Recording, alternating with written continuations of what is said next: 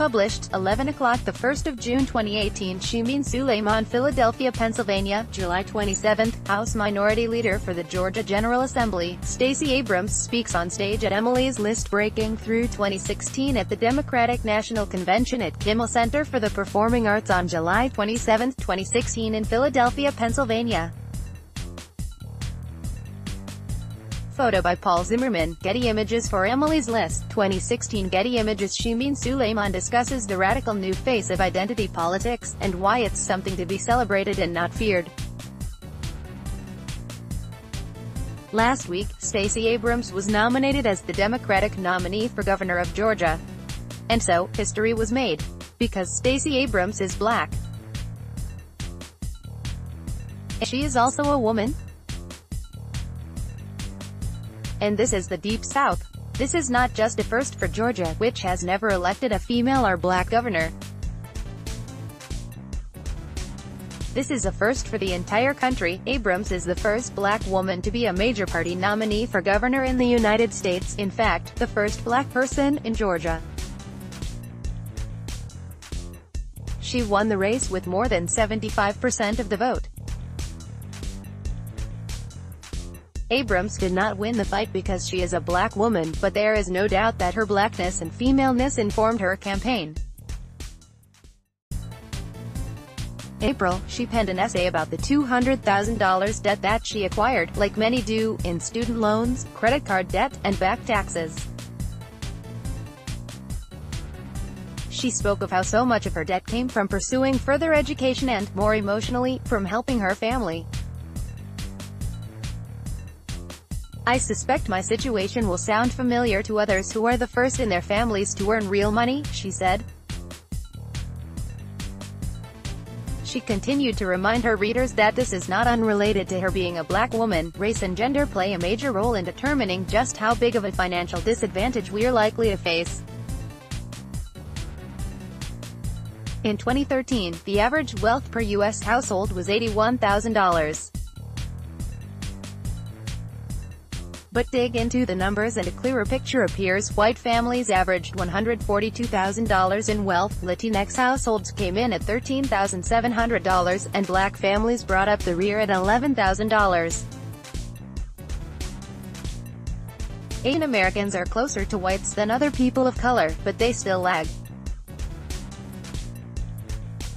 The combined effects of discrimination in labor, housing, and education have compounded the struggle for wealth among communities of color. Abrams called for an expansion on Medicaid, gun safety, and criminal justice reform, but she centered her campaign around childcare, and she reminded us of this in her victory speech. When all of Georgia's children have a chance to reach their potential, regardless of their zip code or their family's salaries, we can reach our potential as a state, and we will unleash the full power of our people, she proclaimed to a cheering crowd.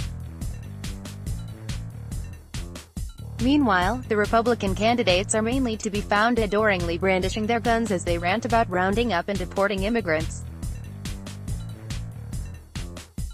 Abrams beat her primary opponent, other Stacey Evans, with an immense 400,000 votes, and in a country that is so divisively torn in its race politics, it matters that black Stacey was not overlooked.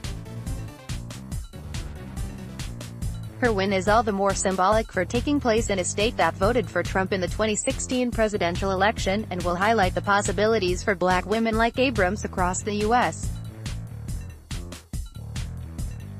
Blackness was even present briefly for other Stacey, in a campaign video, which ended by fading from her face to Martin Luther King's. It was misguided to say the least, and seemed to be yet another example, for many black voters, of the same appropriating and empty prophesying that many out-of-touch white figures are guilty of. But here was Abrams, who did not need to use race as a marketing tool, only be proud of how her own had brought her to a place of community understanding and betterment. Before she won the election, political analyst Davis Fox warned that race is a factor that sits in the corner of the room all the time. I'm very worried that this is a bitter train wreck between a black and a white. But there was no such train wreck in an election that did not pit race against each other, simply recognized the importance and benefits of it. Abrams has never shied away from identity politics, and neither should we. Black women showed up for Abrams because Abrams showed up for black women. She did not win this vote on representation, she won it because she has not overlooked her own experiences and will use these directly for the communities who have walked a similar life, also championing immigrants and the LGBTQ community. Abrams now faces what is likely to be a tough general election in November, and the historical knowledge that only 4 African Americans have ever served in the United States as governor. But her primary win is a statement on the importance of having politicians who appeal and relate specifically to marginalized communities. It matters that Stacey Abrams is a black woman. And it matters that this contributed to her win. She won because she was the best person for the job, no doubt, with a successful campaign that was informed by her own blackness.